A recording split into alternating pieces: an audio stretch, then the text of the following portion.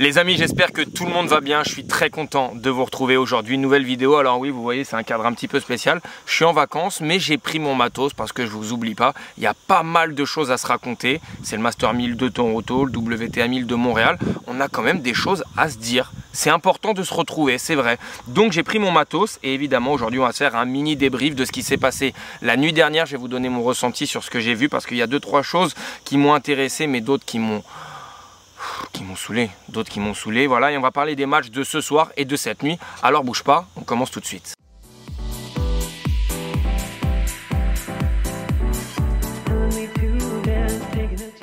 Bon, déjà le match qui m'a tenu éveillé, c'était le match entre Denis Shapovalov et Lerner Tien. C'est un match que j'avais vraiment envie de voir parce que le Canadien était clairement favori. Très clairement, on peut le voir au niveau des codes juste ici. Mais si vous avez suivi ma vidéo précédente, vous avez vu que j'ai mis Lerner Tien en demi-finale de ce tournoi. On sait que Denis Shapovalov est capable du meilleur comme du pire. On sait qu'à domicile, à Toronto, il est capable aussi de faire de belles choses. Il l'a déjà prouvé chez lui au Canada. Maintenant, on va parler du match. On va d'abord parler du scénario. On va regarder ce qui est passé dans ce scénario du premier set. Shapovalov mène 5-2. Il sert pour le set. Il fait un jeu dégueu. Un jeu dégueu, vraiment, il me semble, avec une ou deux doubles fautes. Bref, beaucoup de fautes directes. Et dans ce tie-break, il s'incline 7-4. On repart au deuxième set.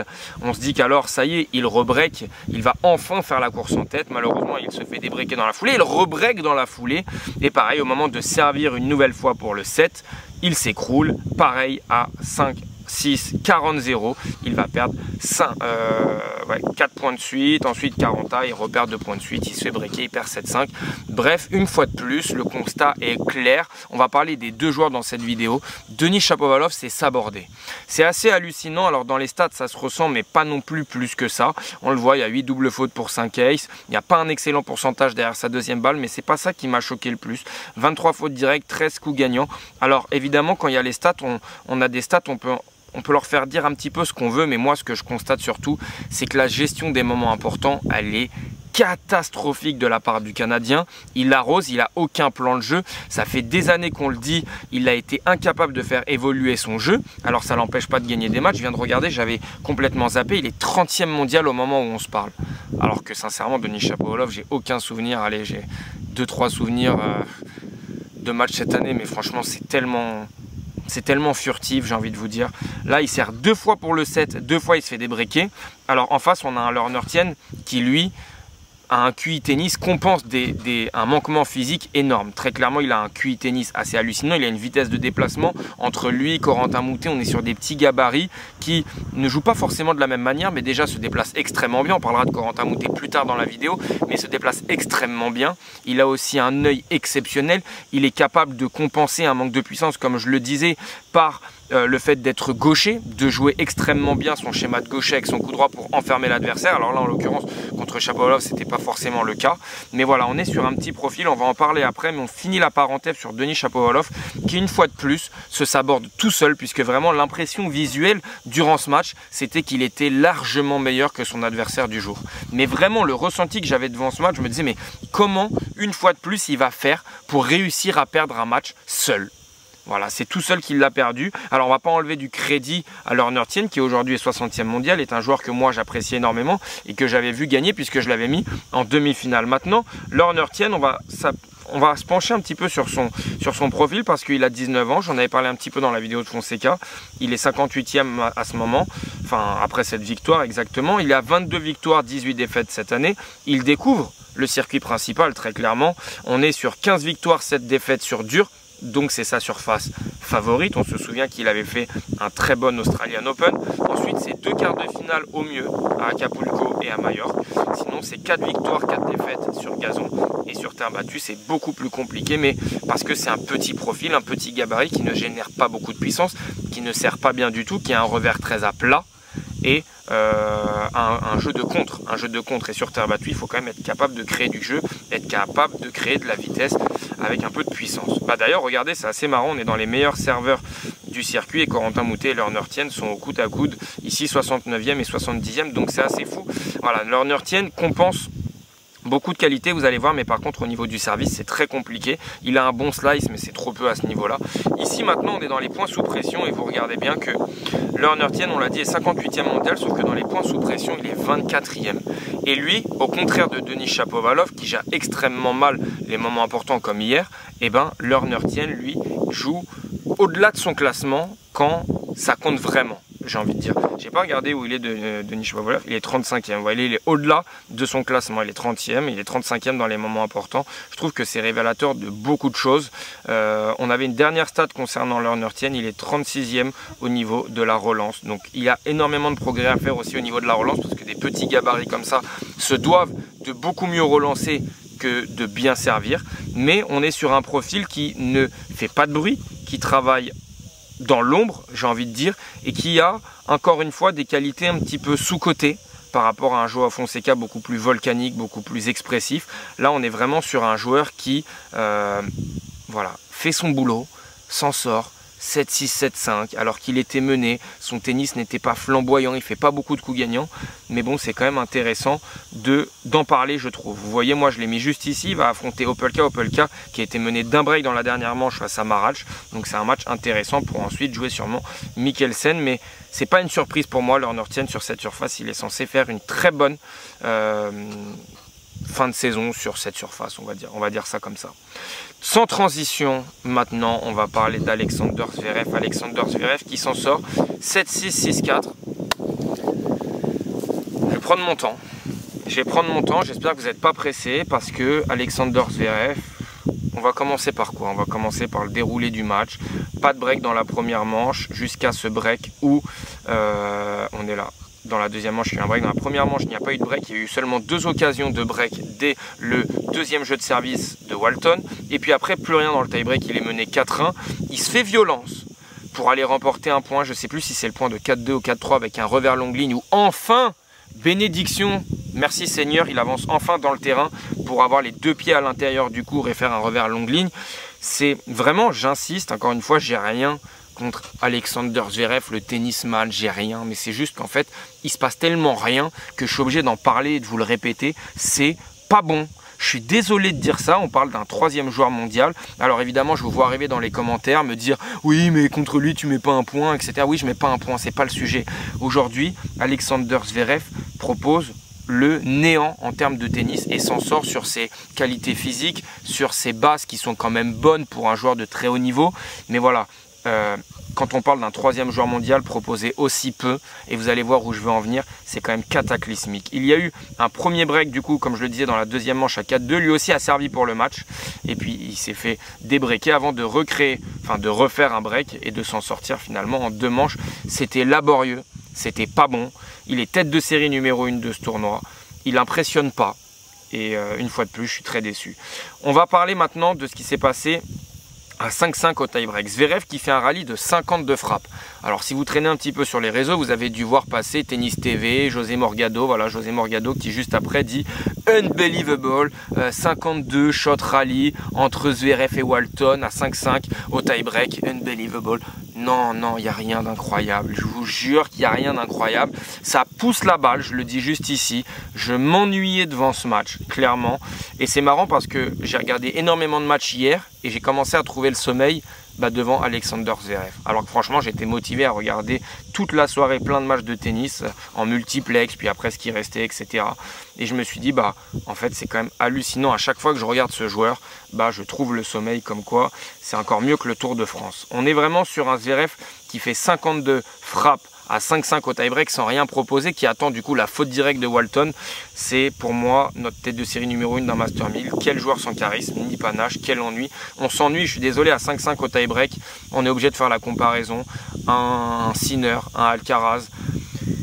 À ce moment-là, je sais pas, moi j'ai plein d'images en tête. Les gars, ils vont chercher les points, ils rentrent, ils vont mettre la pression, ils tentent quelque chose. Voilà, c'est important d'avoir un petit peu... Je sais pas, tu vas chercher le public, tu crées quelque chose. Tu sais qu'en face, ton adversaire, il est également sous pression. Adam Walton, il faisait plein de chops de revers qui flottaient. Alexander Zverev était incapable d'en profiter. Incapable d'en profiter. Ça me peine pour notre tennis, vraiment, je vous assure. Et je ne vais pas l'enfoncer un peu plus, il a remporté son match. Mais qu'est-ce que c'était ennuyant. Ennuyant pour certains, mais pas pour moi. transition toute trouvée entre Coco Gauff et Danielle Collins. Alors, avant de voir ça, moi j'avais mis Gauff est une championne. Quelle bataille face à Collins, quel caractère une fois de plus, malgré son service bancal. Que de qualité chez l'américaine. Sa qualité numéro 1 pour moi, c'est une putain de matcheuse. C'est une joueuse qui refuse la défaite, qui a la dalle. Voilà, excusez-moi pour les mots, mais franchement, il faut qu'on se parle cru. C'est important. Coco Gauff est une matcheuse, est une gagnante. C'est vraiment une très grande joueuse. Et j'ai même envie de dire une très grande joueuse en devenir quand elle aura corrigé son service. Pourquoi? Parce qu'on va parler un petit peu des choses qui fâchent avant de parler des choses qui m'ont bien plu. On a 59 coups gagnants pour 154 fautes directes, dont 35 doubles fautes. C'est vrai qu'il y a beaucoup de doubles, 23, 13 d'un côté, mais c'est ce qui a offert aussi une certaine forme de dramaturgie. Il y a eu vraiment deux joueuses qui étaient impliquées émotionnellement, physiquement dans cette partie. Il faut noter que oui, il y a beaucoup de doubles fautes, mais il y a surtout deux très bonnes relanceuses. Et ça pousse déjà à faire des doubles fautes, et puis ça pousse aussi le nombre de breaks. Il y a énormément de jeux de retour où certes elles sont aidées parce qu'il y a des points donnés, mais il y a énormément de coups de retour gagnants, que ce soit en revers, en coup droit. Et puis moi ce que j'ai envie de noter, c'est qu'au-delà du ratio coup gagnant faute directe, ce match m'a raconté une vraie histoire. Ce match m'a raconté une histoire où d'abord Coco Gauff s'en sort au premier set, puis ensuite Collins arrive à faire la bascule pour remporter ce deuxième set, et puis ensuite dans cette troisième manche on a un break, un débreak, un break, un débreak. Au moment où Collins sert pour le match, elle arrive enfin à passer devant à 6-5, elle finit par s'écrouler, mais on voit des qualités athlétiques chez Coco Gauff qu'on ne voit chez aucune joueuse de tennis. Et je vais m'avancer aujourd'hui dans cette vidéo. Coco Gauff, quand elle aura réglé son problème de service, comme Sabalenka a pu le faire il y a 2 ans, j'en avais parlé dans une vidéo spécifique sur Sabalenka, le jour où Coco Gauff réglera son problème de service, c'est pas un grand chelem qu'elle remportera par an, c'est 2, 3, voire 4 grands chelems. Allez, sur gazon, je peux émettre quelques doutes, mais sur terre battue et sur dur, elle a toutes les qualités pour terrasser le circuit. Physiquement, ce que j'ai encore vu hier, alors que effectivement il y a énormément de fautes directes, il y a énormément de déchets, c'est son nouveau record, 23 doubles fautes. C'est son nouveau record. Son record précédent était à 21 doubles fautes. Ce qu'elle arrive à faire, à gagner un match malgré ça, je ne sais pas si vous vous rendez compte, gagner un match malgré autant d'erreurs, autant de cadeaux à son adversaire, ça prouve que derrière, dans le jeu, il y a une marge de progression qui est énorme, énorme. En termes de déplacement, revers, même dans le jeu vers l'avant, je trouve qu'elle a progressé. En coup droit, il y a un petit peu moins de déchets. Il y en a toujours, mais il y en a un petit peu moins. Elle continue d'y aller. Je la vois un petit peu moins râler aussi par rapport à avant. Franchement, très grande joueuse Coco Gauff. Et si on ne l'a pas assez dit, je pense qu'il était important de le répéter. Maintenant, on va parler des matchs qu'il y avait, enfin des matchs qu'il y a cette nuit. Des matchs qu'il y a cette nuit, mon Wi-Fi marche, pas besoin de couper la vidéo, on est bon. Il y avait des matchs, d'ailleurs, avant de passer au match de ce soir, il y avait des matchs, je voulais vite fait dire un mot, comme ça, sur les matchs d'hier. Musetti, face à Duckworth, Musetti qui s'en sort bien au premier set. C'est pas bon hein, sur dur, franchement c'est pas bon, c'est très compliqué. On a eu Müller, Kekmanovic, Müller qui s'en sort, Kekmanovic, un petit mot, j'ai fait des tweets sur Kekmanovic, un des joueurs les plus en méforme sur le circuit. Clairement, quelques kilos en trop, c'est très compliqué. Il faut se rappeler que Kekmanovic, c'était un joueur qu'on annonçait comme un très très bon futur joueur.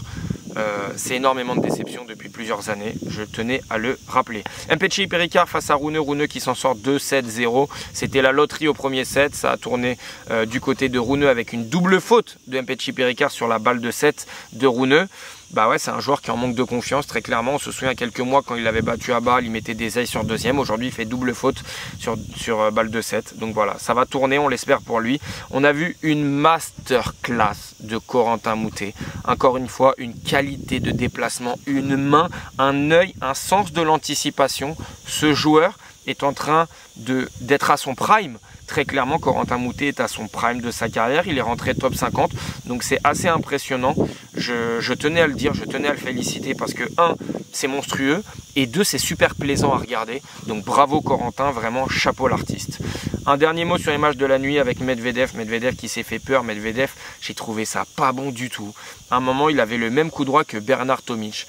S'il y en a qui ont regardé le match, j'espère que vous avez vu la même chose que moi. Il faisait des coups droits où il poussait la balle et après il faisait une espèce de coupé avec sa main. C'était très étrange, vraiment, j'ai pas compris. Et puis on le voyait s'énerver avec son clan à chaque fois qu'il ratait un coup droit de ce style. Il le disait à son clan. Bref, j'ai pas trop compris le mood. Mais bon, c'est l'essentiel est là, il y a la victoire. Ce soir, quelques petits mots sur les matchs de ce soir, les matchs qui vont m'intéresser. Évidemment, il y a le Davidovich Fokina Moutet que j'attends énormément. Le Arthur Fils Carreño Busta, dans quel état va être Arthur Fils. Puis après, on a du Tsitsipas, on a du Demi-Nord, on a le Nakashima Queen qui peut être sympa, on a le Manarino Shelton.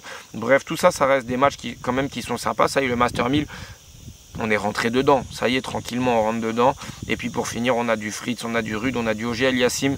Évidemment, il manque les meilleurs joueurs du monde, mais ça fait un tableau plus ouvert. Là, le tournoi est lancé, on en a pour quelques jours encore. Les premiers tours sont plus relous, mais là, ça y est. Franchement, je prends plaisir avec les affiches qu'on a. C'est assez sympa.